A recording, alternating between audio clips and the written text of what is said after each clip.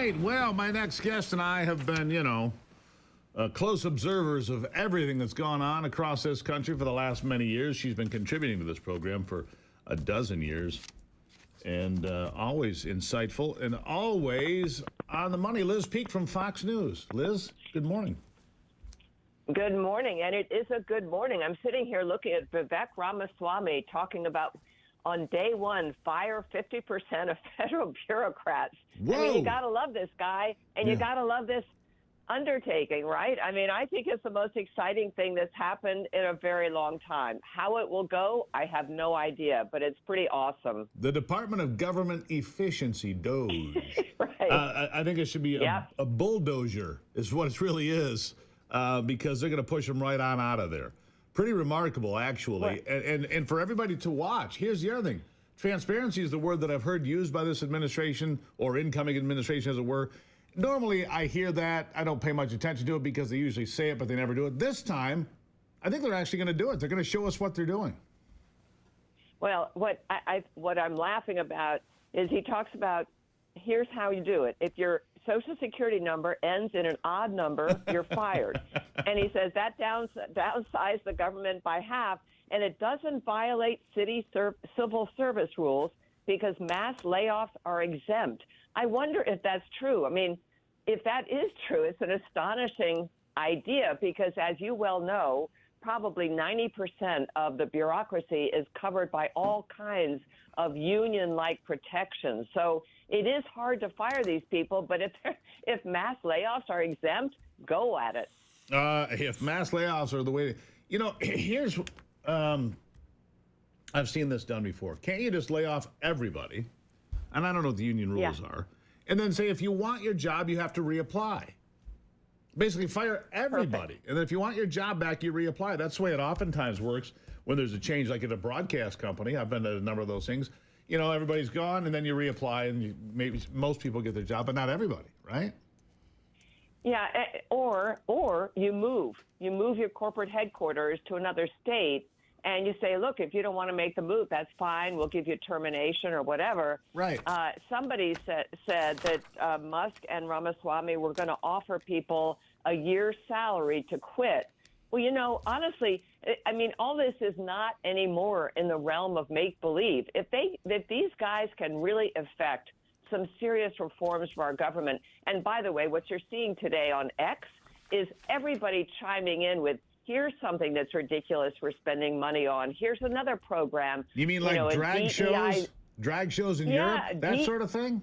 Steve, how about a DEI zoo, which apparently we're funding? Oh, my God. I mean, it doesn't get... It doesn't get any crazier, but you know what? It will get crazier. People are going to come out of the woodwork. I can see this happening over the next many months and saying, if you think that's stupid, here's a program that's even worse. I really welcome this. And, I was on this like day one when Musk started talking about it because do you remember there used to be a senator who put out the waste book every year? Yeah. And unfortunately, that fellow died. But every year, he would compile a list of the dumbest things we were spending money on. Now that our budget is $6 trillion, do you not think that there's at least $1 trillion in there that's completely wasted? Probably I'm more. Sure of it. Probably more. So let's talk about more. Let's talk about the. Donald Trump clearly, it's not 2016 anymore. He's naming names. Susie Wiles, brilliant pick to start with. That was the first thing he did. Chief of Staff Susie Wiles, brilliant, smart, tough. The clown show, as I read at the time, will not be coming in the Oval Office anymore. So, sorry about that. Some of the folks will not be coming in. But Elise Stefanik, Michael Waltz, Mike Huckabee to Israel, brilliant choice. Lee Zeldin. I don't know about Marco Rubio, not very well received, but Tom Homan is. And I look at this, and of course, Elon and Vivek, looking at all that. What do you make of this swift action? I think it's terrific. And to your point, they've learned a lot of lessons. What they picked up from 2016, first of all, I was at a luncheon a couple of weeks ago with John Ratcliffe, who's CIA director now, and he was talking about the turnover that took place in the 4 years under Trump, the so-called chaos.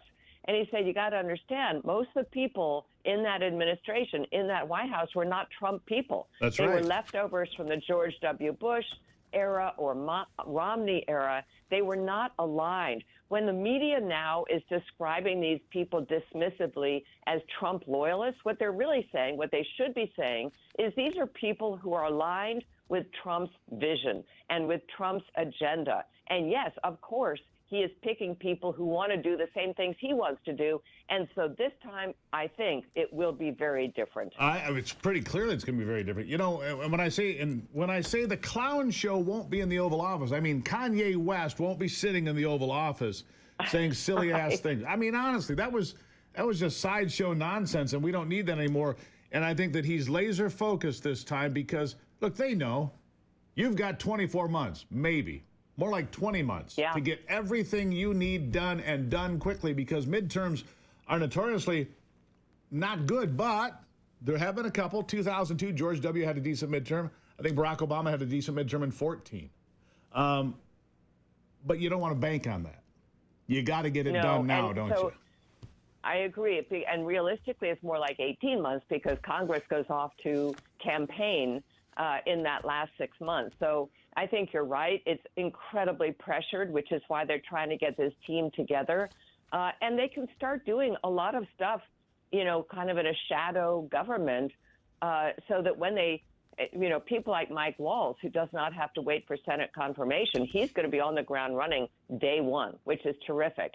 And I think the idea of using recess appointments to get a lot of people in place, and particularly judges, but also cabinet members, brilliant. And I think speaking probably of that, I got to ask you this. We'll go along with that. Yeah, speaking of recess appointments, well, who wins today? Who's going to be the Senate Majority Leader? I mean, there's been a little bit of shift towards Rick Scott, but Cornyn is dead last out of the three. Dead last. He's terrible choice.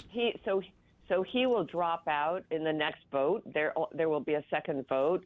I think it's going to be close. I think there are a lot of establishment Republicans and longtime senators who are going to go with Thune, who is the number 2 guy in the Senate.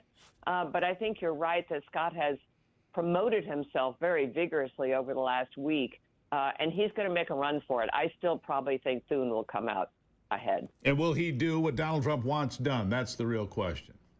Well, that's a good question. I mean, I think he will give him, yes, a lot of leeway in the first year because, look, this is a mandate, Steve. I mean, it is. When you have won the popular vote as a Republican, you have a mandate.